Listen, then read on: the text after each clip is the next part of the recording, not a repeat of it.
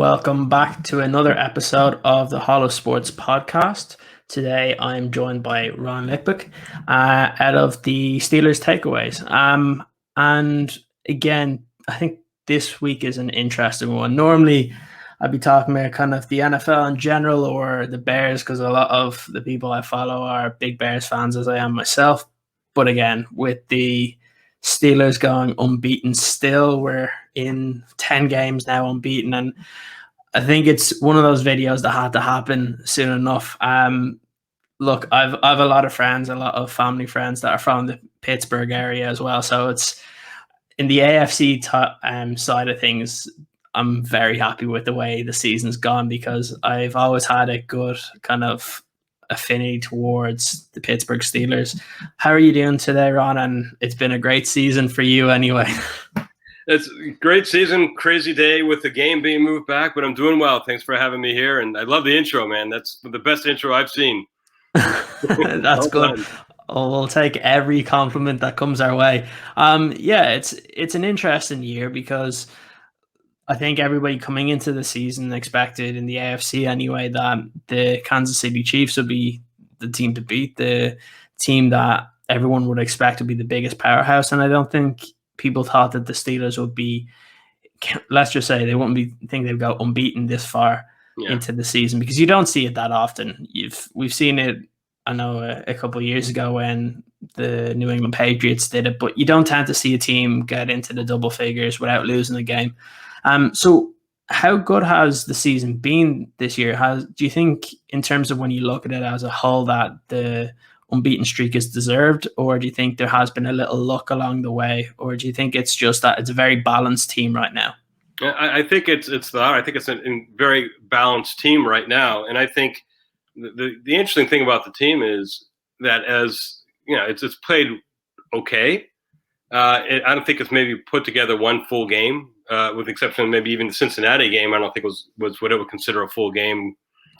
So there's a lot of upside to a team that's 10-0. So that's not bad. Now it has to achieve that upside, and I think the question now is can they take it to a next level? Because I think they've kept a lot of decent teams in games, and you go into a team like Kansas City or even Baltimore whenever we end up playing them, or teams like that. That's a tougher task to sort of give away a quarter and still come out winning. So we'll see what they do, but I don't think there's any luck. I think one thing about this team, for the most part, they've stayed healthy.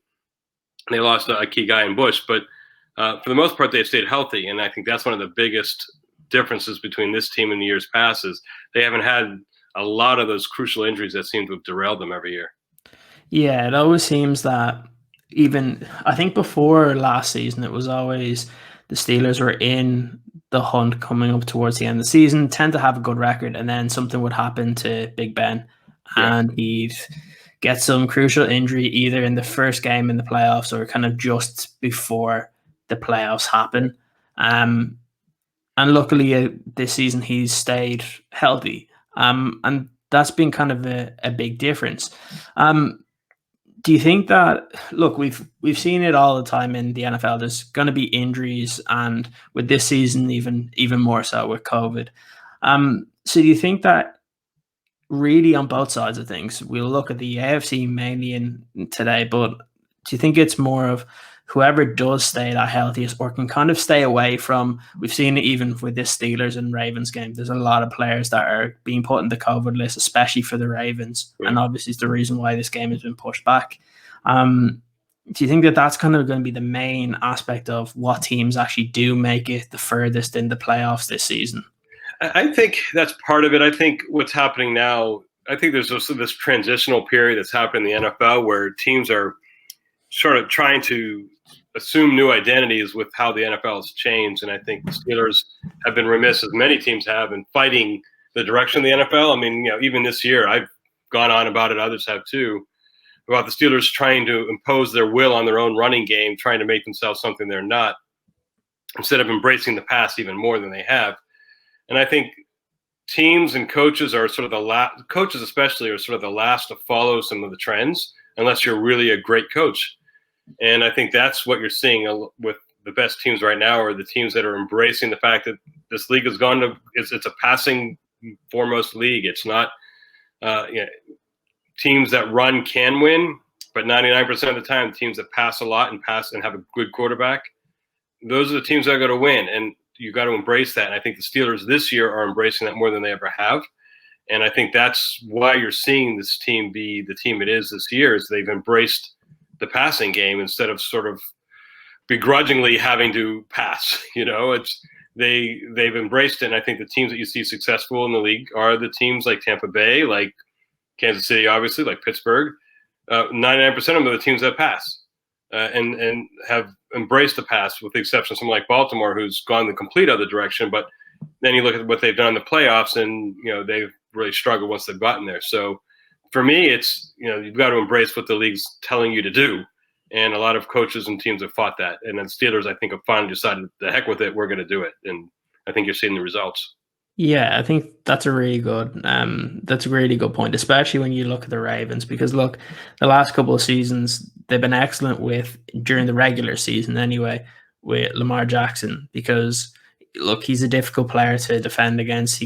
He's pretty good when he's passing the ball, but then obviously his legs are what's one of the main dangers. But look, when it gets to the playoffs, does defense get a little bit more kind of hard to play against. Defense study a lot more film in the playoffs, and they. Yeah. I'm trying to remember who it is, what coach I spoke to, who said, the best coaches are the guys that sort of, and proverbially sort of make you eat left-handed, right? They will take your best guys and your best strategies and make you go with your second or third options.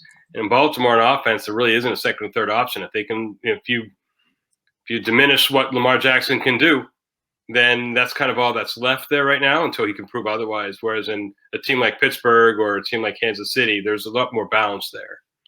Yeah, it's a great point. That kind of reminds me of all the talk around Bill Belichick for so long, that he made you beat you in a way that you don't want to play. Right. That he would take away your number one option and make somebody else have to make plays. And often teams can't do that because there's not loads of teams in the NFL that have kind of superstars in many different positions that can hurt you in many different ways. Yeah. Luckily, I think you look at even Pittsburgh now, that, like you said, they're not trying to force the run anymore, because look, they're getting success in the passing game, and that's where they kind of need to focus on. One of the key elements there, and just as a Bears fan, I know I did quite a lot of kind of research on it when it came to draft time, when we selected the tight end out of Notre Dame called Kmet. But at the same time, the one player that kept standing out every single time you watched them or Notre Dame on offense was Chase Claypool. And now I was shocked when I was hearing like all the draft experts before saying he's a 4th or 5th round player, because you look at him and he makes plays and he was extremely athletic, and he was just one of those players that every time you would be watching for somebody else, but he jumps off the screen. And then to see him have such a good rookie year, even the last couple of weeks, I think he scored a touchdown in the majority of games I've watched the Steelers play this season. How good and how easy has he kind of fit into the Steelers offense? Because you often see the Steelers take a wide receiver and they kind of settle in quite quick, and they do make plays for the Steelers offense. Yeah, it's hard to argue with. I mean, it's funny because for the blue-collar, run, power, offense-oriented sort of stigma that is with the Steelers, the one thing they do best of all maybe is draft wide receivers since the 70s. So, it's sort of an enigma there. But the one thing the Steelers have is 5 wide receivers, including, if you want to include Ebron in that, where, I don't know anyone who could throw 5 really good cover guys out there and stop 5 really good wide receivers, again, including Ebron, with a Hall of Fame quarterback throwing to them, right? So it's really pick your poison and that's why, for the Steelers, I think the more they can pass, the better. I don't know any defense that could really consistently stop them. The Steelers, when they do stall, oftentimes because they're trying to force their run game on a defense and on their own selves, that doesn't really succeed. So when you look at a guy like Claypool, coming back to that, he fits in really well because you spread defenses out, and a guy with his speed and size and strength he's going to win a lot of those matchups, and he's getting open. And I think that was the biggest knock on him was that he was making a lot of contested catches, and that's all well and good, but you want guys getting open. And for him, he's getting open. He's showing more ability and less stiffness than I think people expected from him. And to your point of sort of that draft right up on him, he's more sudden and more able to get open than I think people expected. So he's winning those one-on-one matchups that they're going to get consistently because teams got to line up someone on someone. And if it's not him, it's going to be Deontay Johnson. If it's not Deontay Johnson, it's going to be Washington or Juju. Or if it's not any of those guys, Ebron's there. So, it's the luxury that this team has, and I think why this team has been so successful is because they've got 5 really good wideouts, and they've got Ray McCloud behind these guys, who is in some sense almost more explosive than any of those guys. And he's just he's a great return guy, but they're starting to get him the ball more on offense because they see what he can do in open field. So it's an embarrassment of riches in that particular segment of what the Steelers have to offer. So when you got a guy like Claypool, he's going to get one-on-one matchups a lot because teams can't afford to let a Deontay Johnson go or a Juju go or someone else go. So it's picking their poison, and every once in a while he's going to get those little matchups. And Ben's a Hall of Fame quarterback, and when he sees those one-on-one matchups, he will take them. Yeah, it's a great way to think of how to build a roster as well, because you look at even, I think it's this upcoming kind of off season. I know Juju's contract is kind of coming down, and whether they have to commit all the money to him, because look, he's still really young from when he came into the draft. I think he was one of the youngest players. I think he was 19 when he was entering the draft.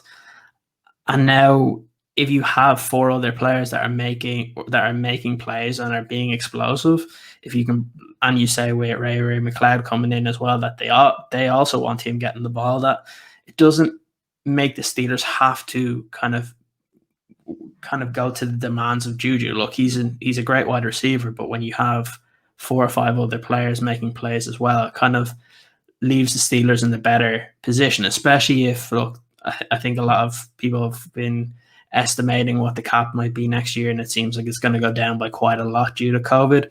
So this is one of the things that I think they've done very, very well. You've seen it time and time again.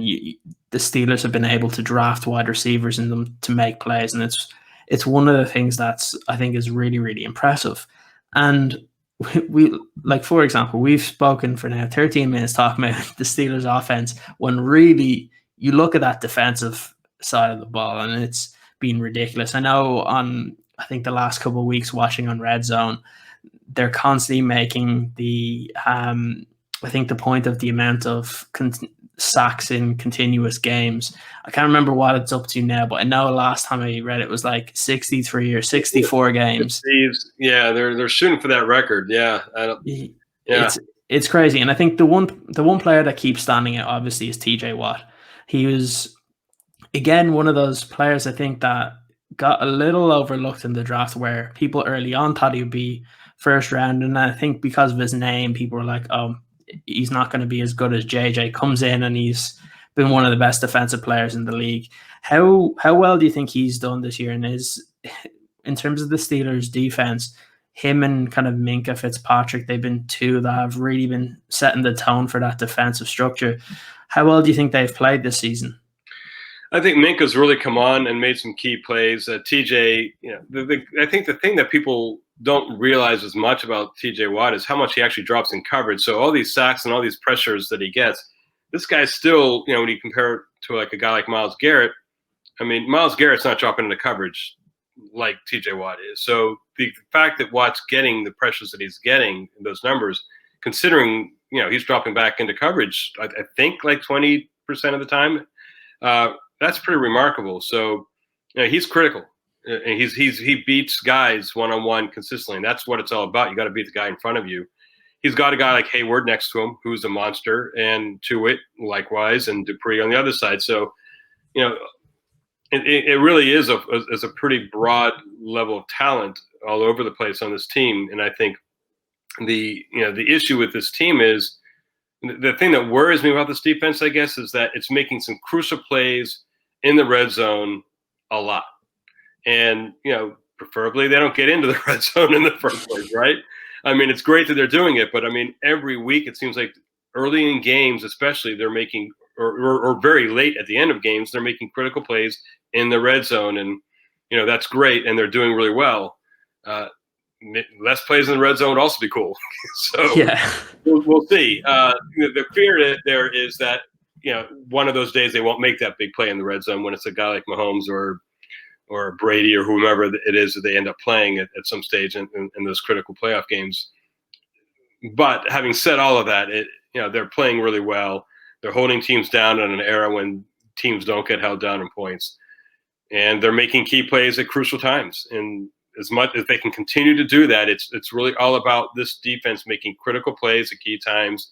And it is across the defense. If it's not Minka, I mean, Edmonds had 2 interceptions last week, and they were pretty, one especially was a pretty remarkable play. There is a guy that if you looked at anyone on this defense, people consider him maybe that weak link. Certainly wasn't last week. Spillane comes in, steps in for Bush, and the first game he plays, almost the first play, he intercepts the first start he makes, he intercepts Jackson for a touchdown.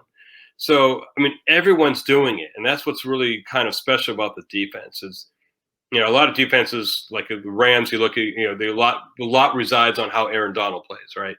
That's not so much the case in Pittsburgh. It's Hayward, it's Tuitt, it's Dupree, it's Watt, it's Minka. Spillane takes one to the house. They've got Nelson and Hayden, who are 2 really good corners. Anyone on any given day is making plays, and I think that's what makes this defense really potent is that they got playmakers on every level of the defense, and they're not relying on 1 or 2 guys to carry that. Yeah, it's the defense. It kind of reminds me of kind of my own favorite team, the Bears, where we look at it and you look at all levels of the defense and you have players that make plays. You have the likes of Khalil Mack, Akeem Hicks up front. You have Roquan Smith, Danny Trevathan at linebacker. You have the likes of Kyle Fuller and Jalen Johnson who's come in, and Eddie Jackson. You just see players that are making plays, and it kind of, when one player's doing it and somebody else then starts doing it, it kind of breeds in with the whole defense. Like, kind of this season, in terms of watching the Steelers defense, reminds me of about 2 years ago when the Bears made the playoffs, where I think they got the most amount of, turnovers that a team's gotten. I think it was one of the records. Yeah. And it's very similar, that it wasn't always just like Eddie Jackson or Kyle Fuller in the defensive backfield. You're seeing like Prince Amukamara that was doing it. You're seeing a couple of the other players as well really make some big plays. And again, when some of your main players are doing it, it kind of takes that little pressure off to where the opposing quarterback doesn't want to go that way, and then forces it in somewhere else and gives it a better chance for somebody else to make the play. But it's very similar, because we always say it with the Bears defense a lot, especially this season, has been bend but don't break. And that's what it seems with the Steelers as well. As you get into the red zone, but then the field is then minimized to where are you going to go now? You don't have the whole field to go to. So can you beat this defense now that you're in the red zone? Yeah. But like you said, you would prefer not to have to deal with your team being in the red zone all the time. But yeah, I think, and that's good coaching too, because I mean, what they say, good coaches put players in the right positions to make the plays, and then the players make them. And I think what you're finding in these defenses that are really succeeding is the guys are in the right spots. And so, in Chicago, you see that. In Pittsburgh, you see that, where the guys are in the right spots, and they're not. No one's trying to be the hero, right? And I think that's where defenses tend to break down, is where when you have 1 or 2 guys trying to carry a defense, they overrun plays, they try to do too much, they pass rush wide and leave the lanes open, things like that. That if you're playing as a unit and you trust each other and you've got playmakers enough throughout the unit, you don't have to be the hero, and you don't try to be the hero. And that, for every 1 play you make when you're the hero, there's 3 plays you let up that people don't necessarily pay attention to on the highlight reels. So I think that's what's happening too, is you got the coaches getting these guys in the right positions, and no one feels like they have to be a hero. They're all buying into a system, and they're all playing their roles really well within that system, so that everyone is where they're supposed to be, and so those plays can be made.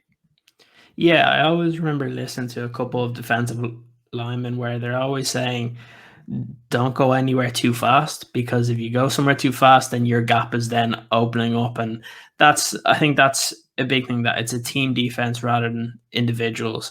One of the next kind of points that I wanted to bring up is we kind of slowly mentioned it early with kind of the Kansas City Chiefs and Patrick Mahomes, but the AFC this year is quite wide open because it's a lot of good teams.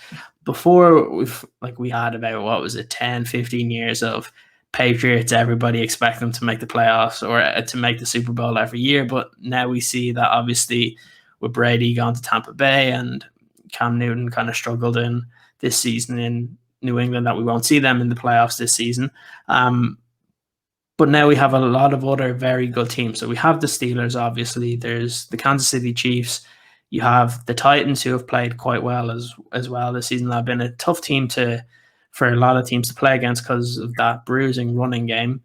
But then you also have who the next matchup is for the Steelers in the Baltimore Ravens, who, again, it seems like in the regular season have been very, very good. What do you make of the AFC this year compared to other years? And do you think it is kind of one of those wide open conferences this year, and it just depends maybe at the time who's playing the best ball or who's kind of has most of their main guys healthy and not kind of in kind of the COVID protocols as well? Yeah, I think health is – it would be really a shame if in the playoffs there are some key guys out due to COVID. I mean, that would be a disaster on many levels. So hopefully that doesn't happen. I mean, you got Buffalo in there too, who – yeah. I think what's interesting this year is because New England's out, really, they're not what they used to be. You get the feeling like there's a whole new. It's almost like in boxing where you got the champion has sort of retired, and now you got a bunch of new contenders coming up. And who's the real contender? I know Kansas City obviously is one of those, and as they should be as a Super Bowl winner. But you get the feeling like there's a lot of these other teams saying, "Hey, we're coming up next." Pittsburgh, Buffalo, Baltimore still wants to stake a claim to that. Tennessee. So I think Tennessee has some serious issues on defense. But there's a lot of contenders. So I think it is a bit of a free-for-all, and there's a lot of people, a lot of teams who have to prove themselves. I think Buffalo is a big one of those, big team that has to prove themselves. They've got a young team. Pittsburgh, I don't think has to prove themselves, but they've got to continue moving forward and not peak too early maybe. And Kansas City doesn't have to prove themselves, but they've had some tough games and close games. I mean, even just last week against the Raiders, they pulled it out in the final seconds. So, it's not like they're dominant. No one's going out there consistently dominating opponents. And so it's really hard to get a gauge on who's really a dominant team right now. And it may not be one. It may just be the team that just happens to squeak out those wins in that playoff run that year. And we'll see. And that's what leads when you look at teams like Pittsburgh, they seem to be making those critical plays at critical times. It gives you some good feeling about that. But then, so's Kansas City. They're just doing it differently. So it's a hard season to get a gauge on because you don't have those clear 1 and 2 contenders. Outside maybe Kansas City and Pittsburgh, and a lot of people have doubts on Pittsburgh because they haven't played anyone yet, and that sort of thing. So we'll see. Pittsburgh's got an interesting stretch. Cleveland, Baltimore, Buffalo, they're all in Pittsburgh's schedule coming up. If they lose 2 of those 3, Pittsburgh does, then all the doubting Thomases are rewarded, right? So we'll see what happens in the stretch. Yeah, I remember that when it was 2 years ago, and I think it was the Bears that went 13-3, and people said that, well, they didn't have the toughest of schedules, but look, you can only play the teams that are on your schedule. You can't go play all the other teams that people are expecting to go really far in the playoffs. That's what the playoffs are for. Yeah. I interviewed Howard Tilley, who was one of the original Dolphins in '66. He was the first guy, one of the first only two Dolphins, that were there in '66 when the franchise started, who were there in that '72 undefeated season.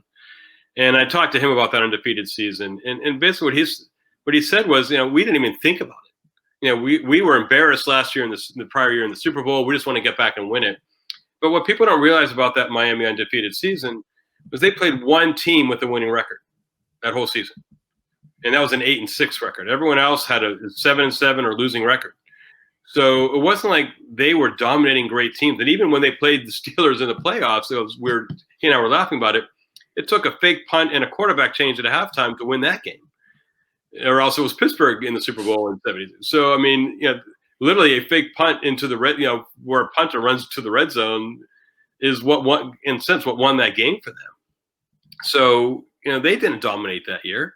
They just won close games, and they won a lot of close games. And I think what you're looking at this year is probably a team that's going to have that same kind of run where they get in the playoffs. There's going to be a team that's going to win a lot of close games.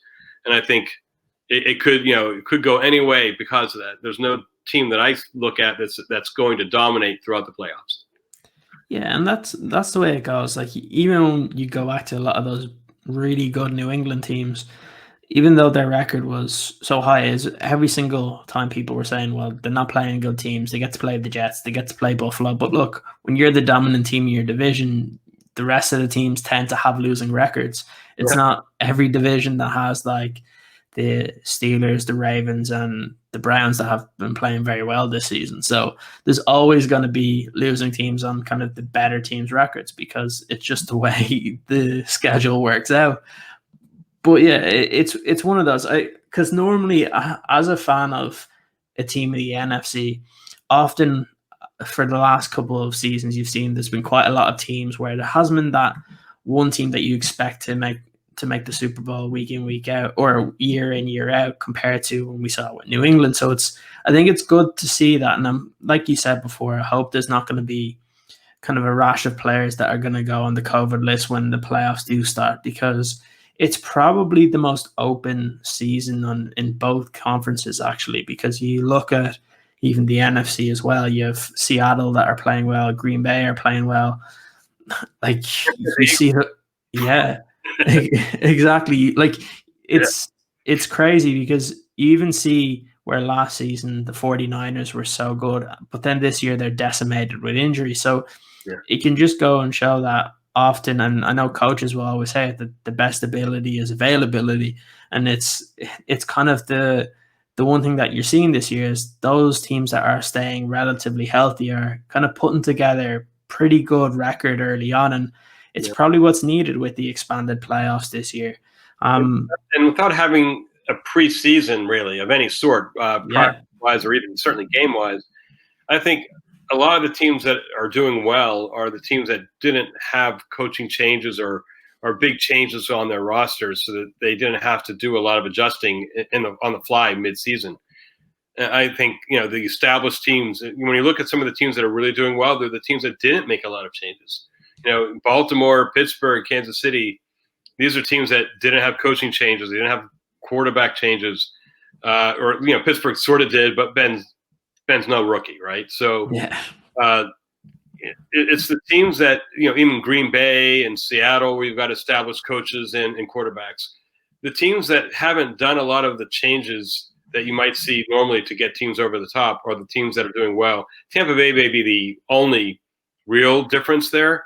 And, that's throwing a guy like Tom Brady in there. So, you get the exception rule for that. And even then, they're not, it's not like they're lighting it up. I mean, they're playing okay, but it's not like they're dominating people. So yeah, absolutely. And I guess the last thing, obviously the game was supposed to be tomorrow on Thanksgiving, but obviously got pushed back because of COVID. Do you think that even the fact that I had to get pushed back, that there is that slight advantage for the Steelers? Because we've seen there's been quite a lot of players for the Ravens that would have been on the COVID list. They may still be on the COVID list by the time that game kicks off. Like, I know I noted a couple of players that I think it was Adam Schefter tweeted out that you had Pernell McPhee, Dobbins, Mark Ingram, Brandon Williams all out that would have been out for the game. Do you think that the fact that the Ravens have gone through a lot of this stuff with COVID this week, and again, it being Thanksgiving tomorrow, that there is that kind of bit of advantage for the Steelers heading into the weekend, where I know you wouldn't want to feel like you have this big advantage because, look, it's a rivalry game, anything can happen. But again, if you can be relatively unscathed with COVID this week, then I think it's probably a good chance for the Steelers to be able to get up on their rival and kind of make themselves assured of getting kind of one of the higher berths in the playoffs. And I think to be honest, I think it kind of hurts Pittsburgh. I think it hurts and helps, and there's a lot of different pieces to this, but Pittsburgh hasn't had a bye week all year. I mean, even when they had the Tennessee fiasco where they were not playing Tennessee that week. They had already practiced almost the whole week before they were given notice. Likewise again this week. So they aren't really getting. They haven't gotten a bye week all year, and they won't as it stands right now. So I think that stops and starts to the way teams prepare. I think that doesn't help. And I know Baltimore is going through it as well, but I think Baltimore, I think Baltimore gets guys back, right? So I think it helps them. They may get some guys back. Now, they may get the Ingrams and Dobbins back. It depends on whether guys are out because they tested positive for COVID or they're out because they were near folks who did. Because of the sort of that rule where if you're near folks, you can come back sooner. And some of those guys, if that's in fact what happened yesterday, some of those, we don't know who all those players are. Those guys can come back maybe Sunday. The other guys can't. So I do think it helps Baltimore. It helps them get their act together. I think Pittsburgh loses another real sense of being able to rest, because now one thing about a Thursday game for Pittsburgh is they rest after that until the next weekend game. Now they don't have that because they're going to have to practice all week again. Another bye week lost. Eric Ebron just sent a really scathing email about a that. A tweet. So it's frustrating because sort of patterns and sort of the process that you go through as a player, when that keeps getting interrupted and screwed up, I think that is a problem. And I know Baltimore's going through that too. But Baltimore gets an advantage of having had a bye week. They get the advantage of getting guys back, whereas Pittsburgh, all they get is a lost bye week. Yeah. Do you think that makes it even more important that Pittsburgh continue this kind of run to try and get that number one seed for the AFC? So then maybe when it gets to the playoffs, at least you have that 1 week. I think it's just the number one seed this year that gets that week off instead of the 1 and 2. So do you think that's even more important now that the Steelers continue the way they're playing so that they do get that week off for when the playoffs start? I think so. I mean, week offs scare me, and maybe I'm wrong on it. I just, when you're on a consistent run, to stop does scare me. So maybe it's better they don't get a bye week. I don't know. I'm sure the players would certainly disagree. But the Steelers come out pretty rough almost every first quarter of every game as it is. To come off a bye week, that doesn't make me feel more comfortable with that first quarter performance that they would put on. The players would certainly love the rest. I don't know. I like the idea of having that consistent week to week, continuous play. And, don't fix what isn't broken. And if they're playing and performing well week to week, unless there's a serious injury or something, or an injury that would get someone back if they didn't have that, that they could avoid dealing with the bye week. I don't know. I have mixed feelings about it. And again, it's also about matchups, right? So if Pittsburgh gets to avoid playing Baltimore a third time, but doesn't have the bye week, maybe we're cool with that, right? Yeah. It's a rivalry. Even if you win that game, you're still beat up after it. So, there are matchups that you can't play to create, throughout the season. They happen as they happen. But, for me, it's really what that matchup would have looked like at the end of the season and who you have to go up against. I'd much rather Kansas City play Baltimore than us play Baltimore and us play Kansas City after Baltimore than us having to play, I don't know, a Buffalo or something like that. So, yeah, absolutely. To kind of finish the conversation off now, I was initially going to ask you this question because the Steelers were going to be playing on Thanksgiving. Are you a fan of having your team play on a Thanksgiving, or would you prefer them to be on the Sunday where they're normally slated in? I know there's a lot of people that like kind of having their Thanksgiving meal and then being able to watch football all day. Do you prefer that, or do you prefer continuing having those games on the Sunday? I think it depends. Like this year with COVID, we're not really with other families. So, for my wife, she's not a football fan, so it's not fun for her to have sat there and, evening of Thanksgiving, going upstairs and reading a book or something. I mean, that's not like, hey, a great Thanksgiving, for her. So, maybe that's not like the best Thanksgiving, but normally, if it's a lot of family around, then those who don't like football, they can talk to each other, and those who do, outside of our 4-year-old who's here, there's really no one else for her to talk to.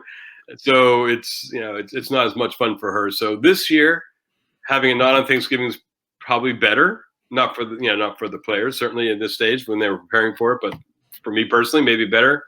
But normally, I would rather have it on Thanksgiving. Yeah, it's good. It's a good little holiday. It reminds me of having kind of the NBA on Christmas Day, where you get all the festivities done early on, and then you get to watch sports in the same day. I'd say it's probably great. Yeah, it depends on who you talk to. My wife, me. Yeah, probably not. Yeah. Thanks for joining me today, Ron. Where can people find your work? We'll have a website, Steelers Takeaways. Thank you for asking. We've interviewed now over 1,000 former Steelers players, coaches, front office folks, and a lot of the rival players too. We just posted a Mark Clayton interview today. So a lot of we're just constantly talking to folks and posting those interviews and getting their insights on games. And Steelers Takeaways is my Twitter handle, so you can find me both places, and feel free to shoot me a line either way, and I'll be happy to respond. Absolutely. Who's just before we go, who's your favorite interview from either past Steelers or present? Oh wow. I mean, Joe Green was cool, but when I put air quotes playing football in high school. I'm not sure anyone else would call it playing but me. I used to love Dennis Winston. Like Dirt Winston was like my favorite player, which also ages me. So interviewing him was really cool, just because that was like the idol of that I had, and that was me stammering on that first part of the interview, just because I really just loved who he was. And it's really nice too when the players you speak to are actually as cool as you hope they'd be. Not everyone is, but he was just a really cool guy to talk to, really nice, really open, and that's what's amazing, by the way. But almost all these guys I've spoken to is just how open they are, and just how willing to share their time. I mean, it's there's a lot of guys I've spoken to, and there's probably a handful of them who've really just been like, I'll give you a couple sentences on each question, and I just want to get out of here. Very few have done it, which is really cool. Yeah, no, it's good. I noticed. I know there was a couple of years ago where I was in Pittsburgh during training camp one of the years, and a lot of the ex players were there. Some even the current players were there. Actually, they spent a lot of time with the fans, it's really good to see, because you see a lot of NFL teams now that they do want to kind of limit that interaction. So when I saw that was really good, and it's something that I think it would be nice for a lot of the teams to kind of continue with, because having that kind of connection with the fan base is always really, really important. And kind of some of the work that you do yourself with kind of interviewing some of these guys is, again, it's really good, so that the fans get to hear about that. Yeah, I was talking to Vito Stellino, who's a good sports writer, and I think what's lost, sort of my little soapbox, I think what's lost today generally is that we don't get to know these players much as people, the past and present. We know them as sort of the fantasy football stats that we see, or the highlight reels that we see, but we don't really get to know them anymore as people. The interview media people don't really have the chance to get to know them one-on-one. It used to be that they could go to the dorm rooms at Latrobe in Pittsburgh training camp and just walk through the dorm rooms and knock on doors and talk to people, have dinner with them, just go into the rooms and sit down and talk. That hasn't existed. I mean, they used to give every player's home phone number out to every media person on a sheet of paper. I mean, that happened. And now it's like you get access to players at press conferences, and that's it. Unless you stand outside the cafeteria, which I've done at training camp, and see if someone's willing to wait to eat lunch, so they will talk to you for 15 minutes or after lunch to talk to you. I mean, that's the access you get. And so you don't get to know these guys well. That's why I do what I do. And why I do most of it with people who aren't playing now, because they're more free to talk about things than guys who are playing. They're not going to talk bad about the coach you're playing for currently, but you will, you might not tell those stories when you're still playing, right? So yeah. And that's what I'm trying to do, is bring these people back to real personalities and real people, as opposed to stats and highlight reels. Yeah, no, that's great, and I think a lot of fans can appreciate that, because again, we all like to hear from kind of past and present players, because it kind of gives us that connection with the teams that we support. So it's really good work that you get to do there, and it kind of gives that kind of extra bit of kind of information for the fan base as well. So again, I've been reading a couple of stuff that you've done this week as well, and it was been really interesting. And really, I would say for anybody watching this is to go check it out, because some of the interviews are really, really interesting. So anyway, thanks for joining me today, Ron, and I'll talk to you soon. All right, you take care. Thanks again. All right, thank you.